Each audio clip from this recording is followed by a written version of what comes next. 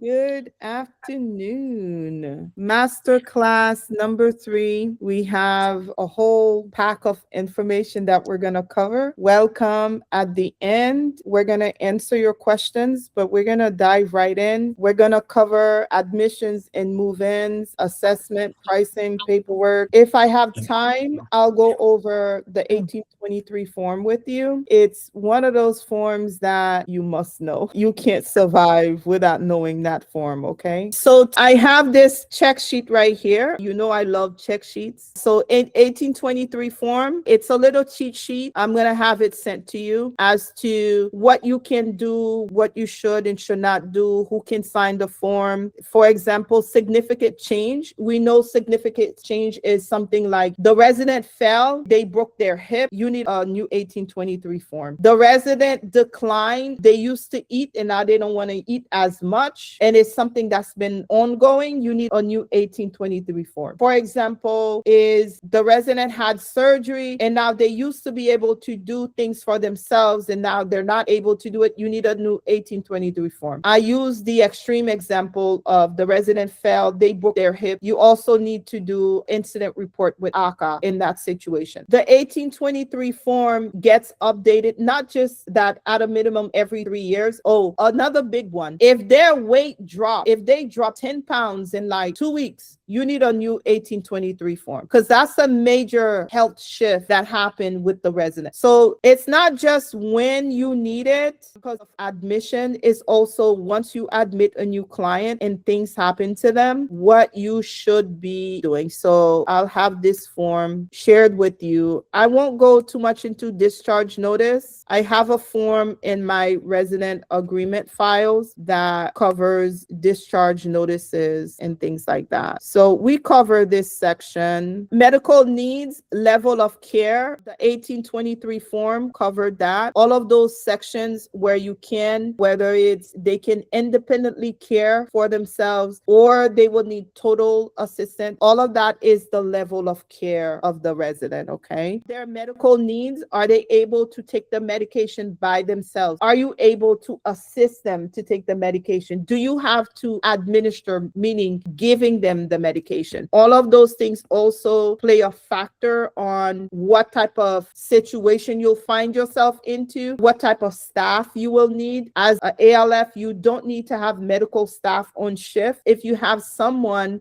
for example, who needs AccuCheck because, they are on insulin, you need to work with either a staffing agency, a nurse, to be able to come and check their insulin level, do the proper injections, and give them whatever they need to be given that is medically necessary, okay? So not a staffing need, but more so of a collaborating. So when you collaborate with a staffing home health agency or even a nurse to come and do these things for you, the family member will cover these fees. Okay, so for you, what you have to do is have those resources available. You don't necessarily have to say no to a resident that meets criteria. They may have a stage 1 wound that you're gonna have a wound care company come take care of. They may be on insulin. If it's something that is not, every so many hours, you can work with that same nurse or staffing agency to come and take care of that. So it's pretty much you knowing what you can and cannot do and paying attention to how much of that need the resident have and being able to see if this is realistic that I can take care of this, okay? Financial readiness, make sure that you assess the resident, you know where the money is coming from, how much money that they have. Sometimes you'll have ALFs, when their resident run out of money, they will discharge that resident. But you're new, they know you're new. They know you're likely not gonna know all of this. They will call you and you're so excited to get this resident. And all you will say is, how much are they paying? And they say your ideal number, you take this resident, not knowing that this resident would only be able to pay you for 2 or 3 months, if that, okay? So find out their sources of income. We had another training, I think it was number 2, talked about how to position yourself yourself when it comes to getting paid. Set expectations with family members. Find out when you can call them, what they want to be notified about, because you can become very annoying. If you become annoying, they will move their parents out. They came to you because they want you to get this. So find out from them, what do you want to be notified about? Is it only emergencies? If it's something like, do you want me to tell you about it? Find out and document that, okay? But don't be annoying to the family member. You don't need to notify them about every single thing. If it's a significant change, you're gonna let them know. If you had to talk to the doctor, for example, if mom fell, if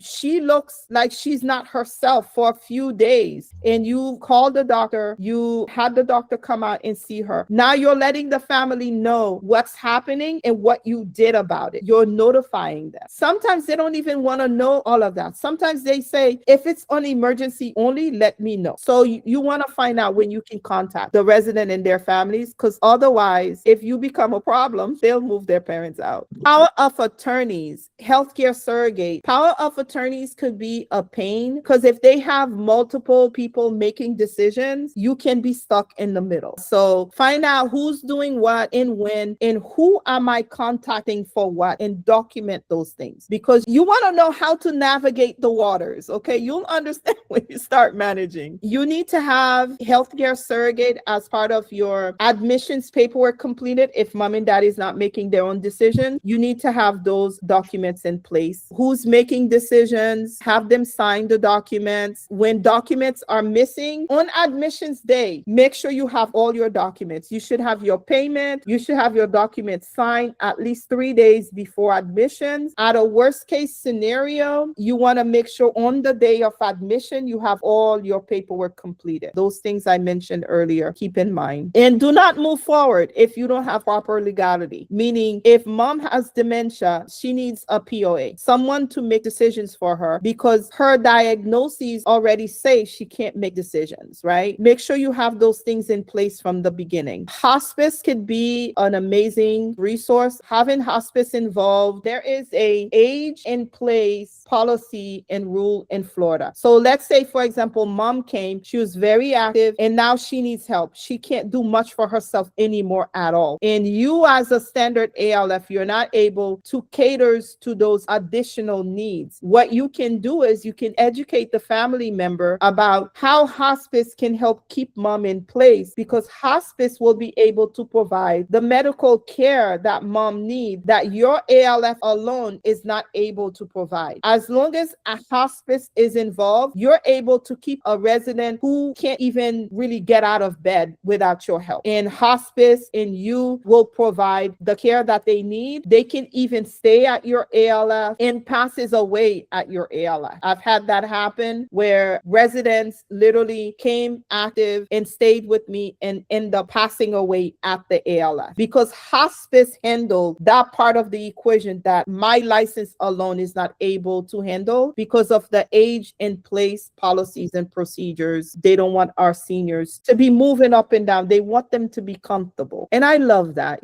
because who wants to be moving around? So coordinate with providers. I think we covered that with the collaborations. Communicate responsibilities. Oftentimes family members want to know who's taking responsibility. I know you have staff, but where are you? I want to talk to you, because if something happens to mom and you're negligent, I'm coming after you, and I want you to know that, right? So showing your face and making sure that you take responsibility. I know when I started managing, I made it clear. And I said, I don't have a nursing background. Here's my background. But what I am is someone who takes full responsibility of everyone in this business, because this is my business, and someone who can tell you, I will do everything I can to be ethical, to be in compliant, and to know what's going on with my resident. And I did that. And my first resident was from a placement professional, and the ALF where that resident was coming from, they said, oh, if you move mom, she's gonna die. And when the placement did the tour, and I told the son,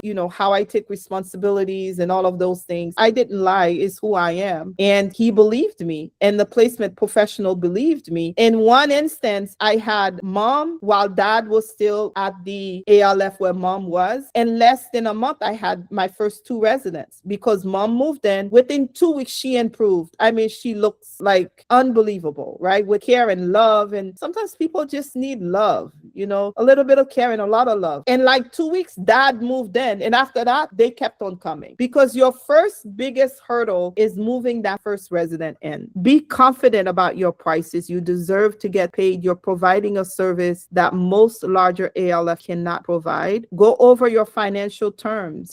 This is how much the room rate is, and this is when it has to be paid. If it's not paid within that, there is a fee, and do charge your fees. And once a year, we do raise the rent a bit to meet the economy and things that are happening. Don't assume the resident and their families will read the contract. Go over the important things, even though you have given them that contract. Okay. I think I covered that. That will be part of your agreement. Pricing, fees, deposit structure. So for example, if your fees are, and you should, a first month and a non-refundable. Okay. So if they wanted to say mom is moving in 2 weeks and they wanted you to hold the bed, take a deposit from them. That 1 month, that non-refundable, take that and use some of that once the resident do move in to pay the placement agent. But until the resident move in, don't pay anybody. Okay. Non-refundable fee, payment expectations. We talked about raising the rent once a year, but once they come in, they pay. It's a flat fee. There is no additional charges for anything else. That is very much aligned with the smaller settings. Your capacity versus your capabilities, right? So know where you stand. If you have a resident that needs too much care, do not take them. If you do take a resident that needs a little bit more care than you normally would, how are you going to cater to that additional care, right? So know all of these things. Resident rights. So your resident rights will be posted, and complaints. Take care of complaints right away. Sometimes it's as easy as making a phone call and let the family member know, I'm sorry this took place. Here's what I did about it. Here's what I'm doing about it to prevent it from happening again. They want to hear from you. Don't ignore and don't try to hide. Take issues head on. If there's an issue with staff, with a resident, with a family member, sometimes you'll have to put the family members in their place professionally, because they'll come thinking,